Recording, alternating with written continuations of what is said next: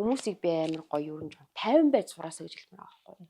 Яг өнөө маргаашгүй л хаяад явчих гээд байгаа юм шиг тэр хүнийг бодох хэрэг байхгүй. Тэрдэргүү тэр хүн чамайг сонгоо хажууд чинь байж л байгаа байхгүй.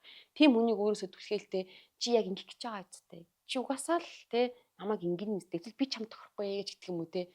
Ингээд юмыг ингээл зүгээр байгаа юм ингээл гал дээр тос ингээл үрдүүл амар тэгээд байдаг. Одоо би бол тэгдэг байхгүй. Чи зүгээр л 50 бай. Би чамайг сонгоцсон чиний дэргэд байгаа те. Би одоо яг ингээл чиний дэргэд байж ин. Би одоо эндээс хайчтай. Тийм болохоор зүгээр ингээд тайвшраад үг гэхлээр ойлгодгүй байхгүй. Юу яриад та би 50 л шүү дээ. Одоо 50 ширгаа сурцсан тэр нь 50 болцсон. Тийм. Би чи өөрийгөө намайг хартахын оронд би энэ хүний найз луу би энтэй хамт амьдарч байгаа гэдгээл бод. Тэгэхгүй ингээд шал өөр юм бодоолтэй ингээд ургуулсан бодоод үгүй би энэ хүний номер 1 штэ юу яриад байгаа. Энэ хүн намайг сонгоно штэ тий.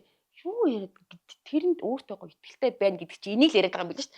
Тэгээс би ингээд харддаг хүмүүс өөртөө итгэлгүйгээд тэр энэ одоо өөртөө итгэлтэй ямар хамаатай юм гэж би боддог байсан байхгүй.